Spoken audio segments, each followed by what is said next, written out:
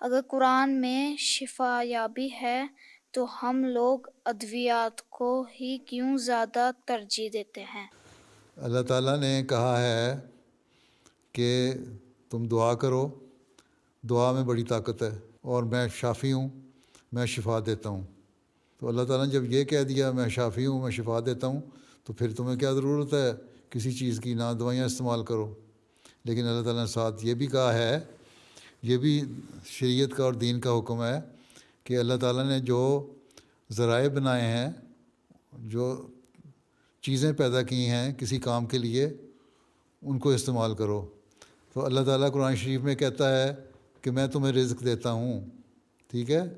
اگر اللہ تعالیٰ رزق دیتا ہے تو تمہارے ابا کیوں دفتر کام کرنے جاتے ہیں، کیوں جاب کرتے ہیں، یا کیوں اپنا کاروبار کرتے ہیں، کیوں لوگ ٹیکسی چلاتے ہیں، کیوں نوکریاں کرتے ہیں، کیوں ہوٹلوں میں کام کرتے ہیں؟ پیسے کمانے کے لیے۔ ماں بھی اور باپ بھی کام کر رہے ہوتے ہیں، کس لیے کرتے ہیں؟ اللہ تعالیٰ کہتا ہے میں رزق دیتا ہوں، آپ ہی رزق دے دے گا۔ اللہ تعالیٰ کہتا ہے تمہارے بچوں کو بھی میں رزق دیتا ہوں اور تمہیں بھی رزق دیتا ہوں، جانوروں کو بھی رزق دیتا ہوں، ہر ایک کو میں رزق دیتا ہوں، تو پھر ضرورت کیا ہے کام کرنے کی؟ پہلی بات تو یہ ہے کہ اس میں شفا ہے، روحانی شفا۔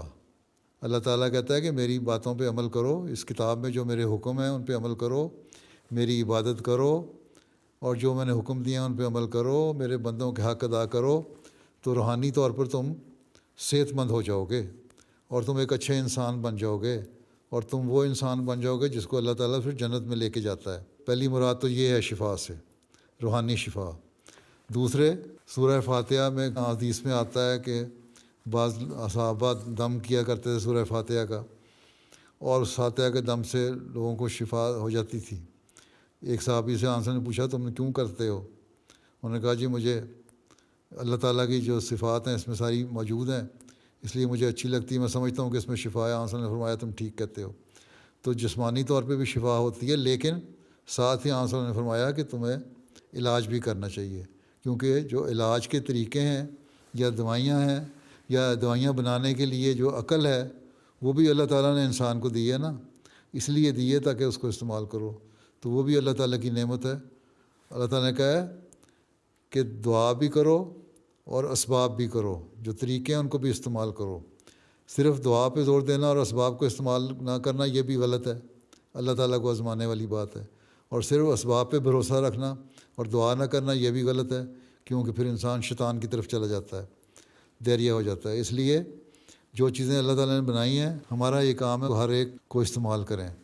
تو پہلی بات تو یہ ہے کہ قرآن کریم شفا ہے روحانیت کی، صحت کے لیے، تمہیں نیکیوں کی طرف لے جانے کے لیے، اور تم جب شفا پا جاؤ گے، صحت مند ہو جاؤ گے اللہ تعالیٰ کی باتیں سن کے، تو پھر تم جنت میں جانے والے ہو گے۔ جیسا کہ پہلے میں نے مثال دی تھی نا، جہنم بھی ایک ہسپتال ہے جہاں علاج ہوتا ہے، سزائیں ملتی ہیں اور پھر واپس چلا جاتا ہے، یا جیل ہے جس میں کچھ سزا کاٹ کے چلا جاتا ہے، پھر جہنم میں جاؤ گے، تم صحت مند ہو، تم سیدھے جنت میں چلا جاؤ گے، جہنم میں تمہارے علاج کی ضرورت نہیں پڑے گی، ٹھیک۔